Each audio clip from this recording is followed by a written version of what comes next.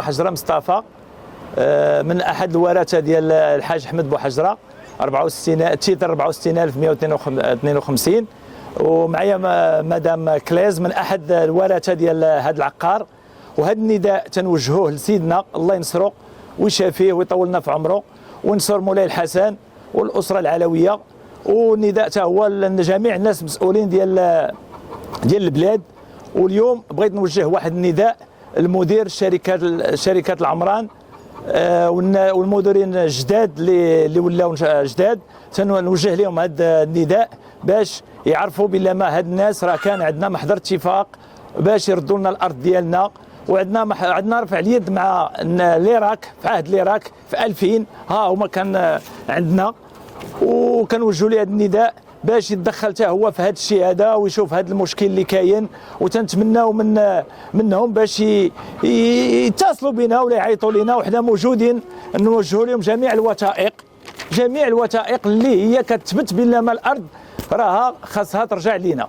واش سلمتوا شي شيكات وشي تعويض؟ فعلا الناس يقول لك تخلصنا، وحنا كان عندنا اتفاق ديال 3 تيترات 52 ها هو الشيك ديالو، و 55 ها هو الشيك ديالو هو هذا اللي تبنى، و 53 ها هو الشيك ديالو هو هذاك حتى هو اللي تبنى. وبالنسبه لهم تيقولوا ليه سولهم تيقولوا لهم راه هاد الناس راه تخلصوا في التيتر هذا. كان عندنا واحد الطلب من المدير العام شركه العمران الى المحكمه الاداريه بالرباط كتقول هنايا الموضوع استرجاع المبالغ. راه حنا استرجعنا 3 المبالغ وجوج اللي هو التيتر ديالي انا 55 راه عطاوه لينا ورديناه وبعناه، والتيتر 53 ديال ولاد عمي عطاوه لينا حتى هو وباعوه ولاد عمي. وهاد الناس مولين هاد التيتر تيورثوا كلهم في 52 كاملين.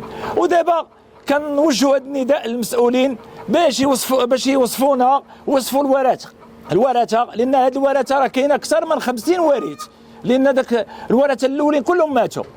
والمدام اللي معايا راه داخله في هاد التيتر الله اعلم من 74 داخله في هاد التيتر. وشكرا. Claire Galis, ex-Radi. Nous avons acheté un terrain en 1977, à partiel qui est face à la mer. Nous avons eu un titre que par la suite la conservation foncière nous a annulé sans qu'on sache pourquoi. Et nous nous sommes retrouvés en indivision avec notre vendeur qui, lorsqu'il est décédé et laissant 2 filles, a laissé le champ libre aux membres masculins de la famille. Donc nous nous sommes retrouvés 26 en indivision sur ce terrain. Et maintenant, suite à une expropriation de l'Irak, puis de Al-Omran, nous avons fait des protestations.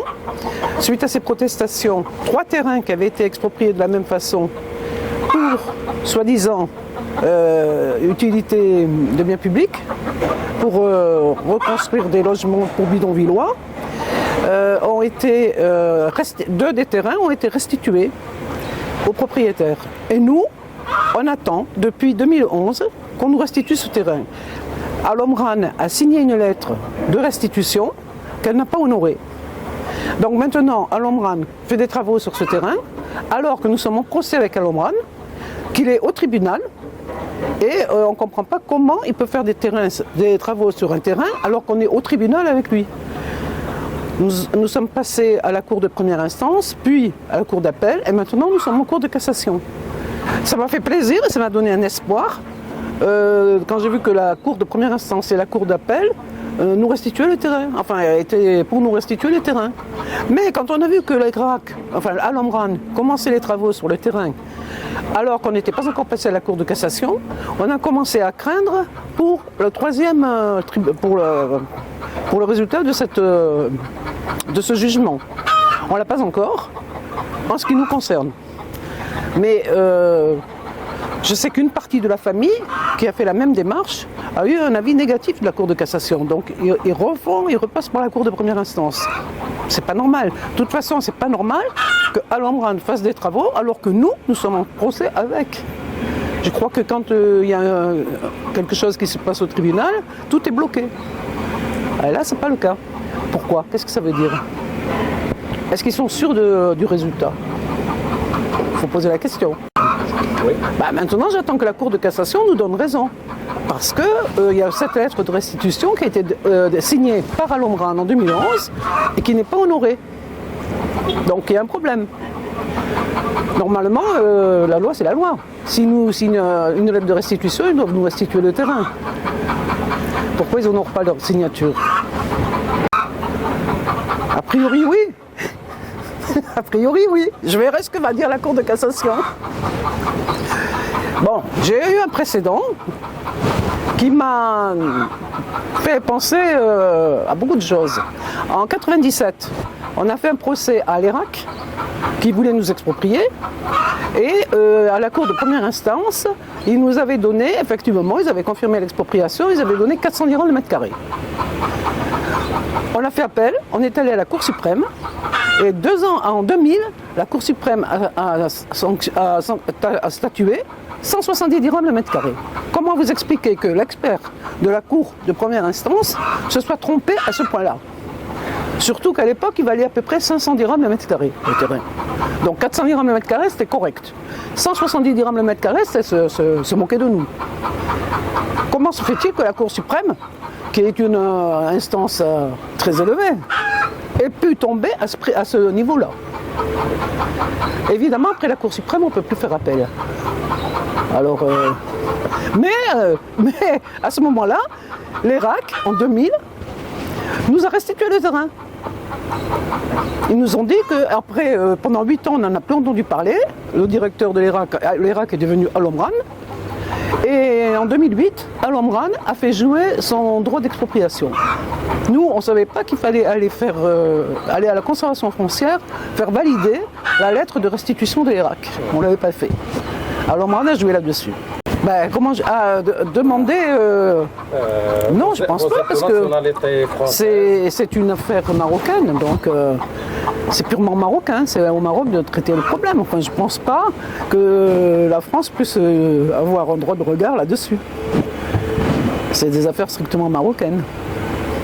Personnellement, j'ai envoyé 4 fois le dossier au secrétariat du cabinet royal, puisque dans le cadre des spoliations, c'est un genre de spoliation. J'étais dans ce cadre-là. Bien que la lettre était recommandée avec accusé de réception et que mes accusés de réception me sont revenus bien tamponnés, j'ai pas eu de réponse. J'ai pas eu de réponse. Vous mettez confiance D'autres solutions. Vous mettez confiance à la justice marocaine? Oui, obligatoire. Qu'est-ce que je peux faire d'autre? Un petit mot concernant ce problème-là.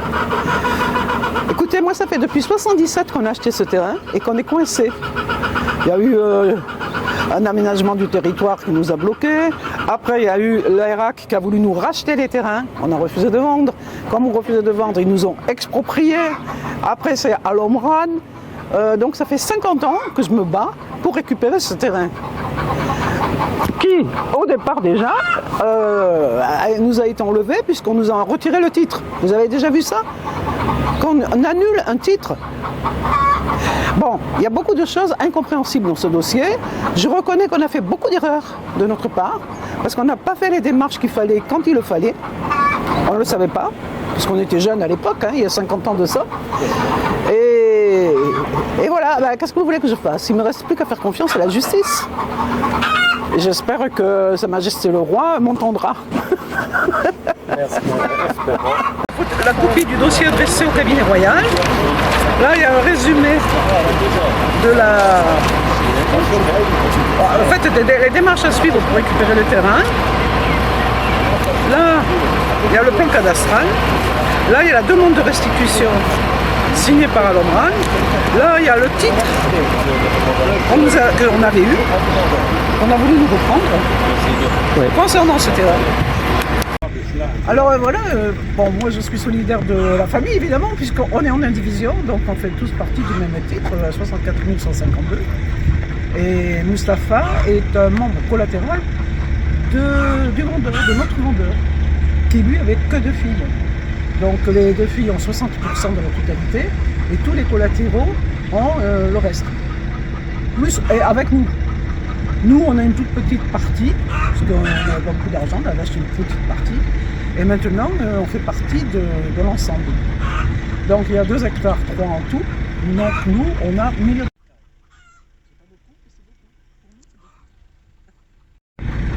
Merci infiniment. Merci. Moussaoui, enfin, que je connais depuis qu'ils sont enfants. Parce que depuis 77,